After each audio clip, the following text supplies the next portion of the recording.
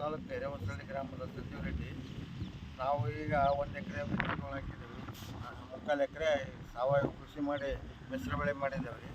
ಈಗ ಪ್ರತಿ ವರ್ಷವೂ ಕೂಲಿ ಆಳಿಂದು ಅದು ಎತ್ತಿಗೆ ಬೇಸಾಯಕ್ಕೆ 1500-2000 ಕೊಡ್ಬೇಕಾಯ್ತು ರೀ. ಈಗ ನಾವು ಇದರಲ್ಲೇ ಸಣ್ಣ ರೈತರು 1.5-2 ಎಕರೆ ಅಂತ ಈ ಥರ ಮಾಡ್ಬೋದು. ಈಗ ಬೆಳೆ ಏನಪ್ಪ ಅಂದ್ರೆ ಈ ಮೆಕ್ಕೆಜೋಳದ ರೇಟು ನಮ್ಮ ಟೈಮ್ ಸಿಗೋಲ್ಲ. ಉಳಿದೊಂದು ಇದ್ರಾಗ ಖರ್ಚು ಕಮ್ಮಿ ಮಾಡ್ಕೊಂಡು ಆದಾಯ ಜಾಸ್ತಿ ಮಾಡ್ಕೋಬೇಕಂತಂದು ಎಲ್ಲ ರೈತರಿಗೆ ನಾವು ಹೇಳೋದಿಷ್ಟೇ. ಈಗ ಏನಪ್ಪ ಅಂದ್ರೆ ಈ ಸರಿ ಮೆಕ್ಕೆಜೋಳ ಬೆಳೆದು ರೇಟ್ ಸಿಗಲಿಲ್ಲ. ಈಗ ರೈತರು ಎಷ್ಟೋ ಮಂದಿ ಹಾಳಾಗೋದು, ಮಳೆ ಇಲ್ಲ ಏನು, ಅದ್ರ ಬಗ್ಗೆ ಜನ ಈ ಏನು ಮಾಡ್ಬೇಕನ್ನೋದು ಆಸಕ್ತಿ ಇಲ್ದಂಗೆ ಆಗ್ಬಿಡ್ತು. ನಾವು ಇದ್ರಾಗ ಖರ್ಚು ಕಮ್ಮಿ ಮಾಡ್ಕೊಂಡು ಆದಾಯ ಜಾಸ್ತಿ ಮಾಡ್ಕೊಳಕ್ಕಂತಂದು ಈ ಸಣ್ಣ ಹಿಡುವಳಿದಾರ ಈ ಸೈಕಲಲ್ಲೇ ಹೊಲ ಮಾಡೋಕೆ ಉಳುಮೆ ಮಾಡ್ಕೊಂಡಿದ್ದೀವಿ. ಎಲ್ಲರೂ ಈ ಥರ ಮಾಡ್ಕೊಂಡ್ರೆ ಜಾಸ್ತಿ ಖರ್ಚು ಕಮ್ಮಿ ಮಾಡ್ಕೊಂಡು ಆದಾಯ ಜಾಸ್ತಿ ಮಾಡ್ಕೋಬೋದು ಅಂತ ನಾನು ಜನಗಳಲ್ಲಿ ಕೇಳ್ಕೊಳ್ತಿದ್ದೀನಿ. ನಮಗೆ ಕೃಷಿ ಇಲಾಖೆಯಿಂದ ಸಹಾಯನ ಮಾಡಿದ್ದಾರೆ. ಒಂದು ವೆಹಿಕಲ್ಸ್ ಕೊಟ್ಟರು, 5 HP ಟಿಲ್ಲರು ಹೊಡ್ಕೊಳಕ ನಮ್ಮ ರಾಕೇಶ್ ಅವರು, ಆಮೇಲೆ ಯೋಗೇಶ್ ಸರ್, ನಟರಾಜ್ ಸರ್ ಅವರು ಭಾಳ ಹೆಲ್ಪ್ ಮಾಡಿದ್ದಾರೆ. ಒಳ್ಳೆ ನಮಗೆ ಆದಾಯ ಬರಂಗೆ ಮಿಶ್ರ ಬೆಳೆ ಮಾಡ್ಕೊಳಕ್ಕೆ ತೊಗರಿ ಎಲ್ಲ ಕೊಟ್ಟರು. ಊರ್ಕೊಳಕ ಮೆಕ್ಕೆಜೋಳದಲ್ಲಿ ತೊಗರಿ ಊರಿದ್ದೀವಿ. ಮೆಕ್ಕೆಜೋಳ ಅದರಲ್ಲಿ ಜೋಳ ಕೊಟ್ಟದ್ದು ಒಂದು ಸ್ವಲ್ಪ ಮೈಯಾರ ಆಗೈತಿ. ಇದು ಮಾಡಿ ರೈತರಿಗೆ ಒಂದು ಸ್ವಲ್ಪ ಈಗ ಉಳಿದ ಜಾಸ್ತಿ ಜಾನ್ಲಿ ಆಗಿಬಿಟ್ಟತಿ. ಏನು ಮಾಡೋಕ್ಕೆ ಇದು ಆಗೋದಲ್ಲ. ಎಲ್ಲದಕ್ಕೂ ಎಣ್ಣೆ ಅಂದ್ರೆ ಈ ಮಾಡೋ ರೈತರಿಗೆ ಭಾಳ ಕುಂದು ವಜ್ಜೆ ಆಗಿಬಿಡತ್ತೆ.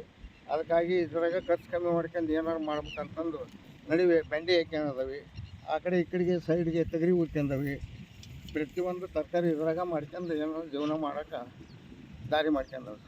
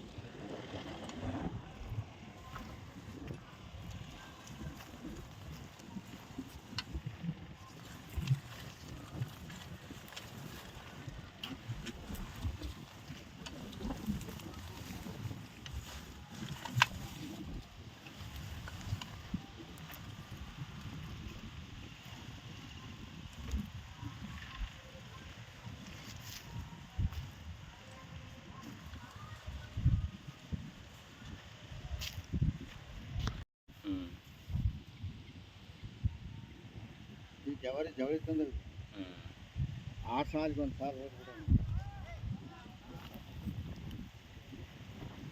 ಕೃಷಿ ಇಲಾಖೆ ಕೊಡೋದು ಭಾಳ ಎಡವಟ್ಟಾಗೈತೆ.